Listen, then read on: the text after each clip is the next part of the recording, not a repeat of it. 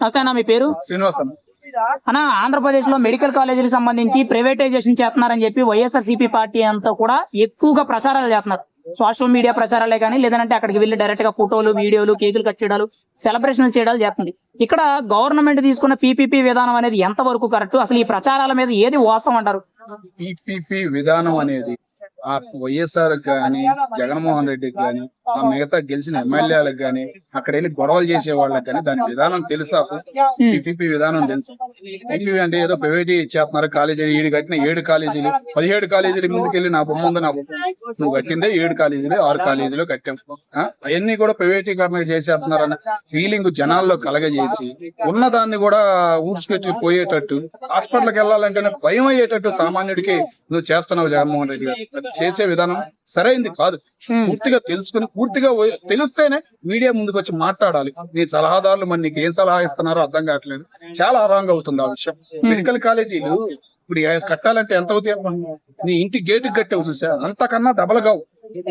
నువ్వు కట్టాలనుకుంటా నువ్వు కట్ల వదిలేసేసి ఏదో కట్టాను అన్నావు. ఆడకెళ్ళి చూస్తా ఏమీ లేదు. పునాది రాళ్ళు నీ బొమ్మలు తప్ప ఆడ ఏమీ లేదు. ఒక్క కాలేజీ పూర్తయిందా? సరిగ్గా ఒక్క కాలేజీ ఉన్న 17 కాలేజీలు అన్నావు. 17 కాలేజీలో పూర్తి అవ్వాలి కదా, ఏమీ పూర్తి రాసే రాయని ఏంటంటే చెడగొడతాం. ఇప్పుడు కేంద్రం నుంచి వస్తున్న ఆదాయాన్ని ఉపయోగించుకుని మొత్తం గవర్నమెంట్ ఏంటంటే మొత్తం గవర్నమెంట్ పెట్టకుండా పీపీ విధానాన్ని అమలు చేస్తే అది ప్రైవేటీకరణ కూడా తొందరగా అయ్యేది పని.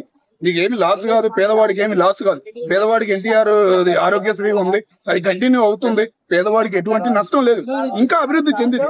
ఎట్లా అంటావా? హైదరాబాద్ పరిగెత్తకుండా ఈ పీపీ విధానం రావటం వల్ల హైదరాబాద్ పరిగెత్తకుండా ఆంధ్రాలోని హాస్పిటల్ ఉంది, ఉన్నోడు కూడా అక్కడే ఉండి ట్రీట్మెంట్ చేయించుకునే విధానం అనేది డెవలప్మెంట్ అయ్యింది, అభివృద్ధి చెందింది. మెట్రో చూసావు, మెట్రో విధానం ఎట్లా అయ్యింది?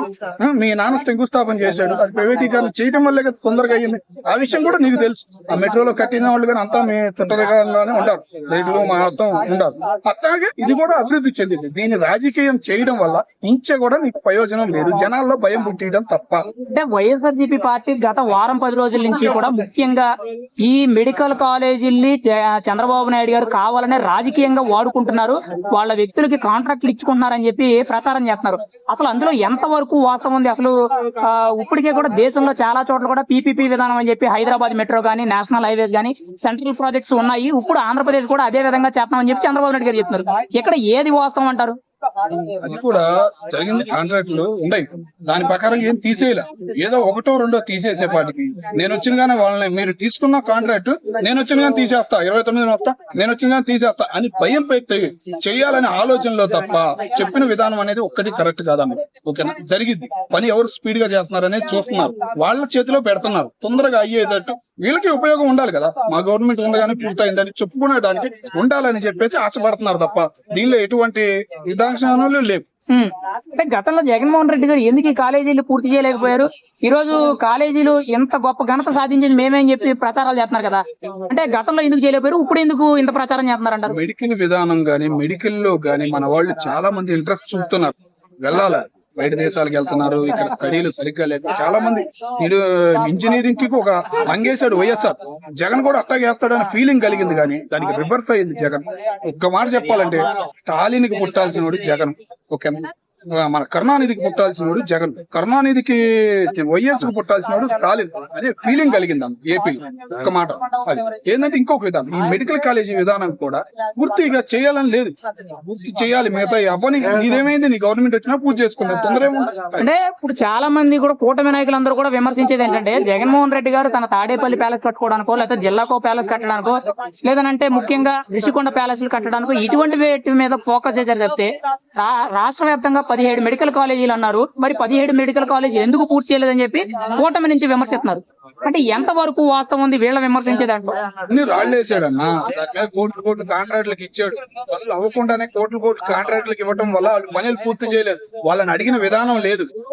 7, 8 కాలేజీలు పూర్తయినాయి, అన్ని ఒకేసారి కదా మొదలు పెట్టింది, అన్ని ఒకేసారి పూర్తి అవ్వాలి కదా, ఎందుకు అడగలేదు నువ్వు? మెట్రో ఇల్లు ఉండే, ఆ ఇల్లు కూడా అంతే కదా, ఎప్పుడు చంద్రబాబు ఉన్నప్పుడు 2014లో మొదలైంది, నువ్వు పూర్తి చేయాలి కదా, నువ్వు పూర్తి చేయాలి. ఇప్పుడు మళ్ళీ అవి చేస్తున్నారు అని అంటావు. ఏ విధానం అయినా మాట్లాడే విధానం క్లారిటీ లేదన్నా. నువ్వు ఆడికెళ్ళి కాలేజీ కాడికి చూసుకో, నా బొమ్మ ఏం మాట్లాడినారు? అంటే మెడికల్ కాలేజీలు అడ్డం పెట్టుకుని ప్రభుత్వం మీద బురద చల్లుతున్నారంటారా? జనాల్లో భయం పట్టిస్తుంది మెయిన్. ఏంటంటే వైద్యానికి చిన్న వైద్యానికి గవర్నమెంట్ హాస్పిటల్కి వెళ్ళాలంటే భయం కలగజేస్తే ప్రైవేట్ హాస్పిటల్కి వెళ్ళాలంటే సామాన్యుడు వెళ్ళలేడు, మిడిల్ క్లాస్ వాడు వెళ్ళలేడు. ఆ భయం పుట్టించడానికి తప్ప ఎటువంటి ప్రయోజనం జగన్మోహన్ రెడ్డి గారికి కానీ గవర్నమెంట్ కానీ ఆయన మాట్లాడే మాటలు కాంట్రాక్టులకి తప్పించి స్పీడ్ గా అయ్యే కాంట్రాక్టులకు అప్పచెబుతున్నారని చెప్పి మాటలు తప్ప ఇవన్నీ అక్కడ రాజకీయం ఏమీ లేదు. మరి ఇప్పుడు చంద్రబాబు నాయుడు గారు తీసుకున్న నిర్ణయం పీపీపీ మోడల్ అనే విధానం, పబ్లిక్ ప్రైవేట్ పార్ట్నర్షిప్ అనే ప్రోగ్రామ్ అనేది ఎంత వరకు మంచిది? మీ అభిప్రాయం ఏంటి దాని మీద? చదువుకున్నోడికి, గవర్నమెంట్ ఎంప్లాయీకి, మిడిల్ క్లాస్ వాడికి, ప్రాంతం లేనోడికి పూర్తిగా అర్థం అవుతుంది. వైసీపీ వాళ్ళకి పైన అరిసే వాళ్ళకి అర్థం కాకపోతే దాన్ని మనం ఏం చేయలేము. జనానికి ఉపయోగపడేదే చంద్రబాబు నాయుడు గారు చేస్తున్నారు, స్పీడ్ గా అయ్యిద్దని ఆశపడుతున్నారు. Right, thank you.